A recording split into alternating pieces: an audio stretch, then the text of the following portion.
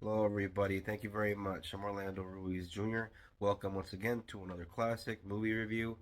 This is my review of a movie that is one of my favorite movies of all time. I've watched this a million times. It's very close to my heart. Been quoted for years from myself and friends and family, and I can watch this movie over and over again. Never get tired of it.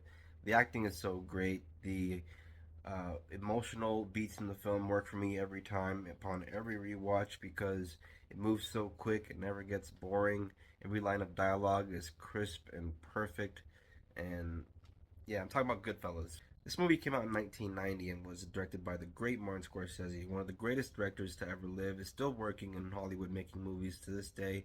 He has a new movie coming out this year, Killers of the Flower Moon, which I will definitely see when it comes out in theaters.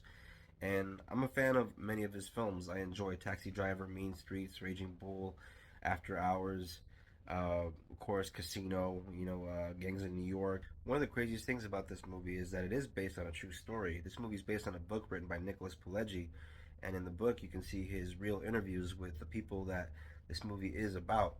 So there really was a Karen Hill, there really was a Henry Hill, and some of the names have been changed, like they changed Jimmy's last name for the movie, and they also did that with Tommy's character. The movie stars the great Ray Liotta in a star-making performance as Henry Hill, and he narrates a lot throughout the movie, and it sounds like music to your ears. Something about his voice is just perfect for narration, especially for this kind of movie, for a mob movie. He's got the perfect voice for it, and he's definitely going to be missed. He was one of the greats. So at the beginning of the film, we spend some time with a young teenage Henry Hill as he's kind of learning the ins and outs and the do's and don'ts of what it means to hang out with these guys. They have them bringing them their drinks, they have them making sandwiches, they have them parking cars, even though you can barely see over the steering wheel.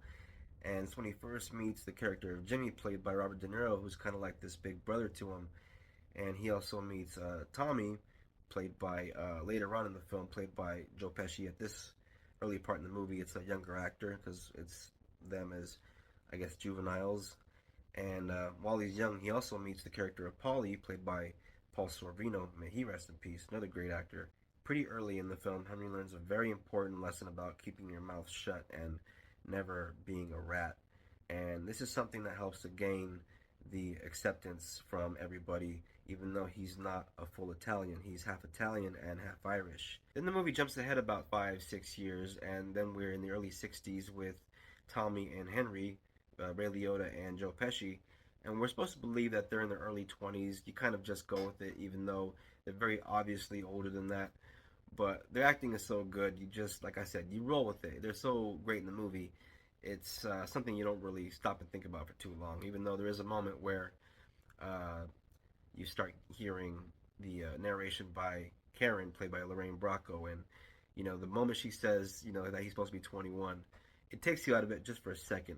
Henry, Jimmy, and Tommy carve out a pretty solid reputation for themselves. They spend a lot of time hijacking trucks and doing all kinds of heists and making money for Paulie. And when they're not doing that, they have a lot of fun hanging out with each other, hanging out in bars, playing cards, or going out to vacations with each other. And all of them really seem to have a good time and they get along. But every now and then, there's that moment where something unexpected can happen, something violent, something that just kind of explodes out of nowhere.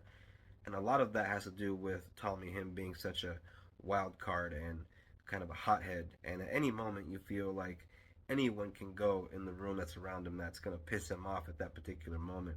He truly deserved the Oscar that he won for this film, and it's a legendary performance. The scene in the restaurant with Henry, the whole "How am I funny?" and when the guy comes over, the poor guy just wants the money for the bill, and gives him a hard time. All that stuff, that whole section of the movie is completely gold to me, and it's one of the reasons why, it's so rewatchable. There's so many moments throughout this movie like that just make you want to keep coming back for more. And as the movie keeps going, the decades keep changing.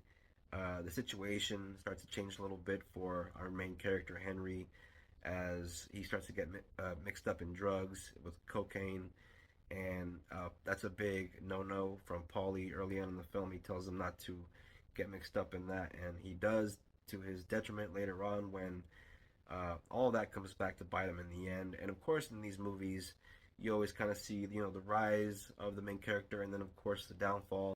even though this movie is about criminals and bad guys, you are kind of on their side for maybe 2/3 of the movie because you are spending a lot of time with them, getting to know them as human beings. And, they may have this life of crime, but they're still people with families and people that they care about. And so you come to respect them on that level. And then the third act happens, and then you come to see how someone's life, an entire family, can be destroyed. The third act of this movie is full of reality checks for the main character, and Henry has so many chances to better his situation, especially after he gets arrested and gets sent to prison. Then he comes out, and that entire prison section of the movie is awesome too. It's one of the best parts of the movie when he's doing time with Paulie. Eventually, because Henry does get into the drug business and gets high on his own supply, he does get so spun out that he can't see straight, and before you know it, it's a downward spiral for him and those around him. And it's pretty sad to see, especially when these are real people and these were real lives. This movie doesn't shy away from showing you things that are quite real, and it does it in an entertaining fashion, does it in a way that you see the brutality, but it doesn't glamorize it, doesn't really condone it. You just see it for what it is. It's ugly, it's brutal, but it's life. And the end of this film has a bit of an homage to 30s gangster films, and you see that the director is going for this revisionist gangster movie that is not like anything that you've seen before, anything that's come before, and there really hasn't been anything that has come after that has come to this level of greatness in terms of great mob movies. Goodfellas is quite unique. It's one of the few movies that can actually rival The Godfather in terms of greatness, and it's a four-star masterpiece. It's maybe Scorsese's best movie in my humble opinion. And yeah, I rewatch it over and over again to this day. It's one of the greatest films of all time.